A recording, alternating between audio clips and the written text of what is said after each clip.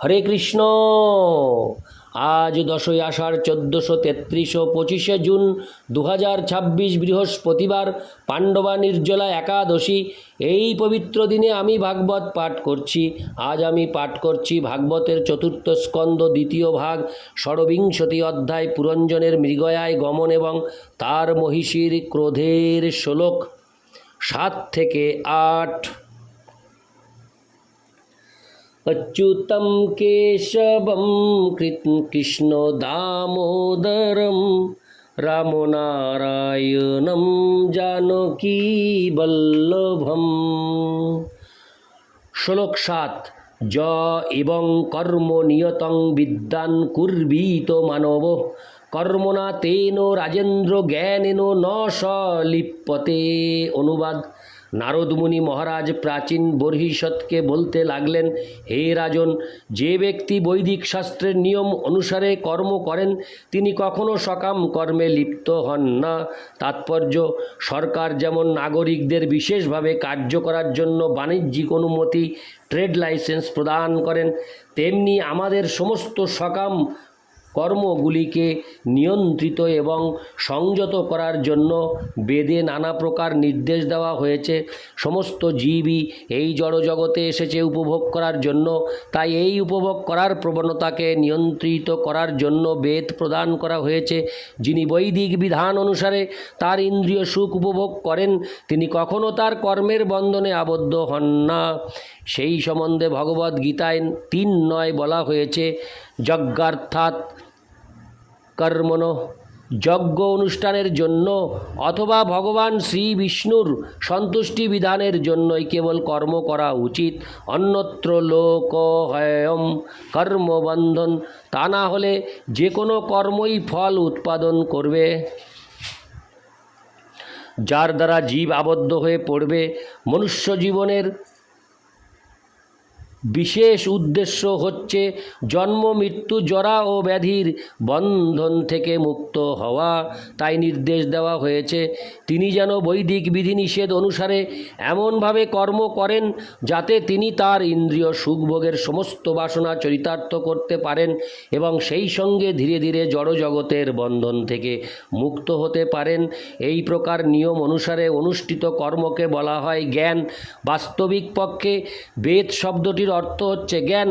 জ্ঞানেনু ন স লিপ্যতে উক্তিটির অর্থ হচ্ছে যে বৈদিক নিয়ম অনুসরণ করার ফলে মানুষ সকাম কর্মের বন্ধনে আবদ্ধ হয় না। তাই দায়িত্বহীনভাবে আচরণ না করে বৈদিক নির্দেশ অনুসারে কর্ম করার জন্য সকলকে উপদেশ দেওয়া হয়েছে। রাষ্ট্রের কোনো ব্যক্তি যখন সরকারের আইন এবং অনুমোদন অনুসারে কর্ম করে তখন সে কোনো অপরাধমূলক কর্মে জড়িয়ে পড়ে না। মানুষের তৈরি আইন অবশ্য সর্বদাই ত্রুটিপূর্ণ, কারণ মানুষের ভ্রম, প্রমাদ, করণাপাটব ও বিপ্রলিপ্সার প্রবণতা রয়েছে। কিন্তু বৈদিক নির্দেশগুলি তেমন নয়, কারণ সেগুলি এই 4টি ত্রুটি থেকে মুক্ত। বৈদিক নির্দেশে কোনো ত্রুটি থাকতে পারে না। বৈদিক জ্ঞান সরাসরিভাবে পরমেশ্বর ভগবানের থেকে প্রাপ্ত এবং তাই তাতে ভ্রম, প্রমাদ, করণাপাটব ও বিপ্রলিপ্সার কোনো প্রশ্নই ওঠে না। সমস্ত বৈদিক জ্ঞান সম্পূর্ণরূপে অভ্রান্ত, কারণ তা পরম্পরার ধারায় সরাসরিভাবে ভগবানের কাছ থেকে প্রাপ্ত। শ্রীমদ্ ভাগবতে 1:1 বলা হয়েছে, তিনি ব্রহ্ম হৃদা য আদি কবয়ে।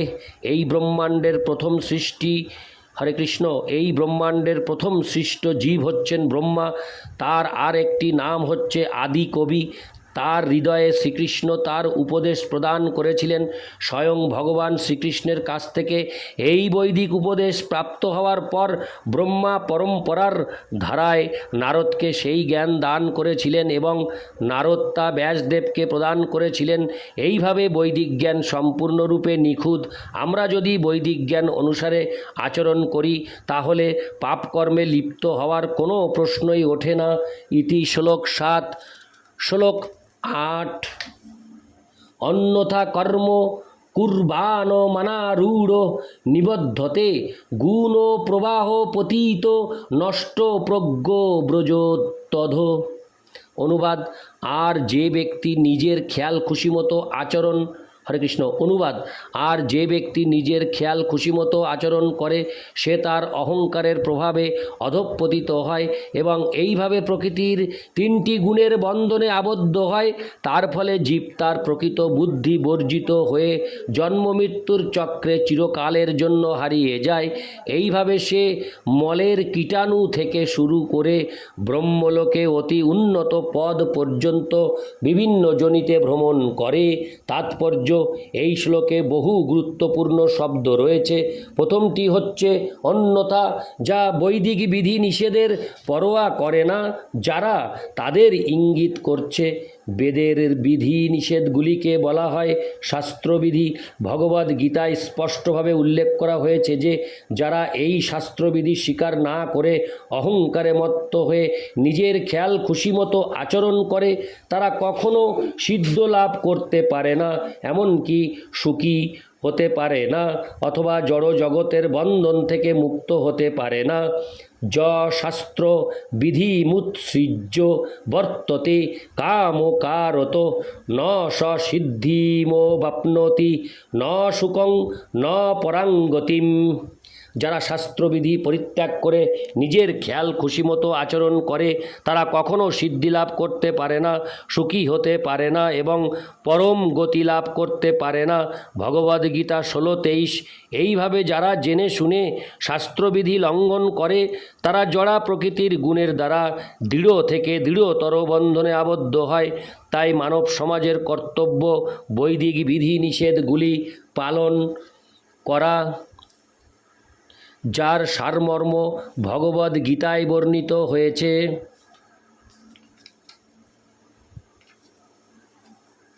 তা না হলে এই ভবসাগর থেকে কখনো উদ্ধার পাওয়া যাবে না। মূর্খ মানুষেরা জানে না যে আত্মা 84 লক্ষ বিভিন্ন যোনিতে ভ্রমণ করছে। জীবনের ক্রম বিবর্তনের ফলে জীব যখন মনুষ্য শরীর প্রাপ্ত হয় তখন প্রত্যাশা করা হয় যে সে বৈদিক নির্দেশগুলি পালন করবে। শ্রী চৈতন্য মহাপ্রভু বলেছেন যে অনাদিকাল ধরে জীব ভগবানের বিরুদ্ধে বিদ্রোহ করার আসরিক প্রবৃত্তির জন্য জড় জগতে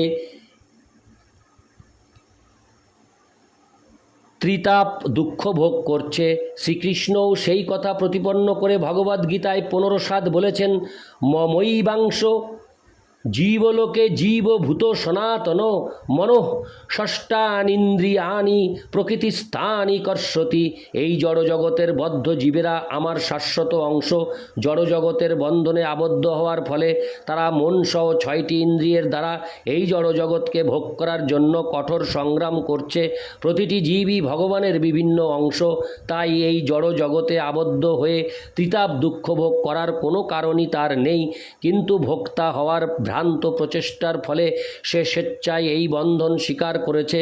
সেই ভয়ঙ্কর পরিস্থিতি থেকে তাকে রক্ষা করার জন্য ভগবান ব্যাসদেব রূপে অবতীর্ণ হয়ে সমস্ত বৈদিক শাস্ত্র দান করেছেন। তাই বলা হয়, কৃষ্ণ ভুলি সেই জীব অনাদি বহির্মুখ, অতএব মায়া তারে দেয় সংসার দুঃখ।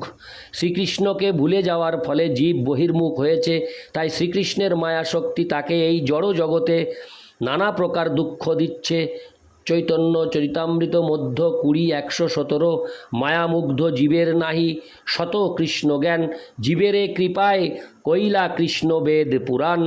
জীব যখন মায়ার শক্তির প্রভাবে মোহাচ্ছন্ন হয়ে পড়ে তখন সে নিজে নিজে তার কৃষ্ণ ভক্তি জাগরিত করতে পারে না। তাই কৃপাপূর্বক শ্রীকৃষ্ণ তাকে চতুর্বেদ এবং অষ্টাদশ পুরাণ আদি বৈদিক শাস্ত্র প্রদান করেছেন। চৈতন্য চরিতামৃত মধ্য 20:122। তাই প্রতিটি মানুষের কর্তব্য হচ্ছে বৈদিক নির্দেশের সদ্য ব্যবহার করা। তা না হলে সে তার খেয়াল খুশিমতো কার্যকলাপের বন্ধনে আবদ্ধ হয়ে থাকবে এবং কোনো পথ খুঁজে পাবে না। এই শ্লোকে মনোরূঢ় শব্দটিও অত্যন্ত তাৎপর্যপূর্ণ। মস্ত বড় দার্শনিক ও বৈজ্ঞানিক হওয়ার অছিলায় সারা পৃথিবী জুড়ে মানুষেরা তাদের মানসিক স্তরে কার্য করছে। প্রথম সৃষ্টি জীব হরে কৃষ্ণ প্রথম সৃষ্ট জীব ব্রহ্মকে হরে কৃষ্ণ প্রথম সৃষ্ট জীব ব্রহ্মাকে দেওয়া ভগবানের নির্দেশের কোনো গুরুত্ব না দেওয়ার ফলে এই সমস্ত মানুষের এই সমস্ত মানুষেরা হচ্ছে অভক্ত। শ্রীমদ্ ভাগবতে 5, 18, 12 তাই বলা হয়েছে, হরাব ভক্তস্য কুতো মহদ্গুণ মনোরথে না সতী ধাবত বহি।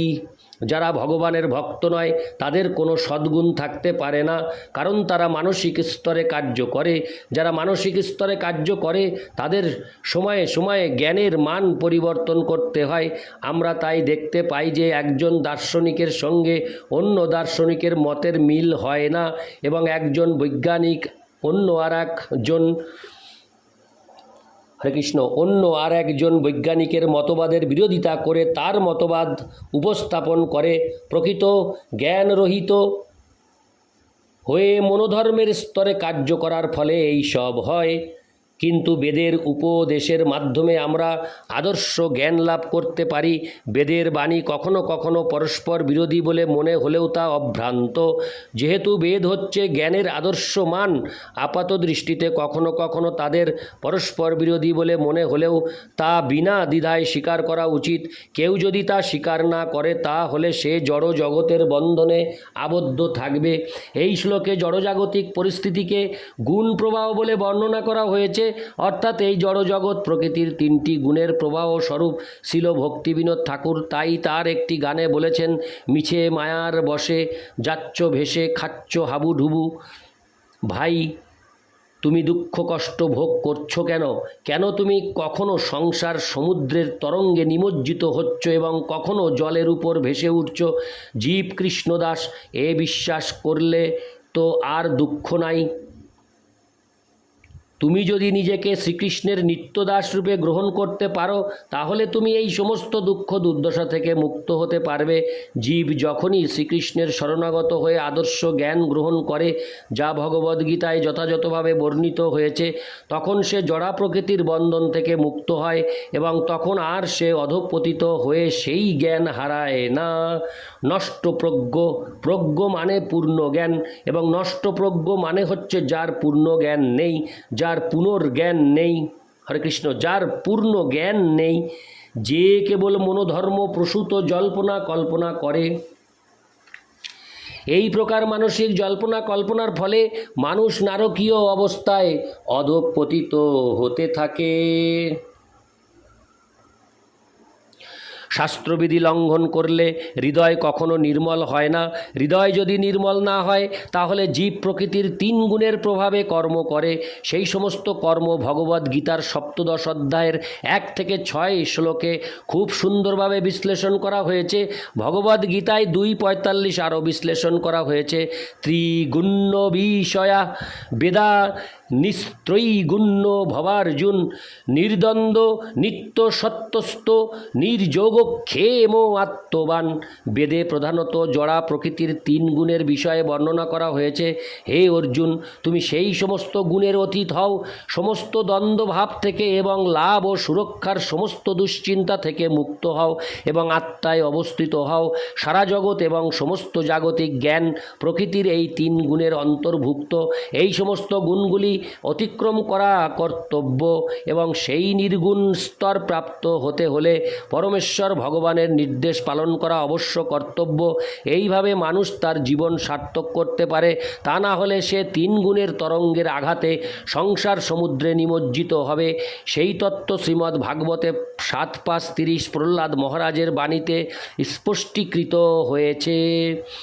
মোতীর্ণ কৃষ্ণে পরত শতো বা মিথো বিপদ্যেত গৃহব্রতানাম অদান্ত গভীর বিশতাং তমিশ্রং পুনশ্চর্বিত চর্বনানাম। জড় সুখ ভোগের চেষ্টায় গভীরভাবে যুক্ত বিষয়াসক্ত ব্যক্তিরা তাদের জড় অভিজ্ঞতার অতীত আর কিছুই জানে না এবং তারা প্রকৃতির তরঙ্গে প্রবাহিত হয়। তাদের সুখ ভোগের প্রচেষ্টা চর্বিত বস্তু চর্বণ করার মতো এবং তারা তাদের অসংযত ইন্দ্রিয়ের দ্বারা সঞ্চালিত হয়। এইভাবে তারা নারকীয় জীবনের অন্ধতম প্রদেশে অধঃপতিত হয়। ইতি শ্লোক 8।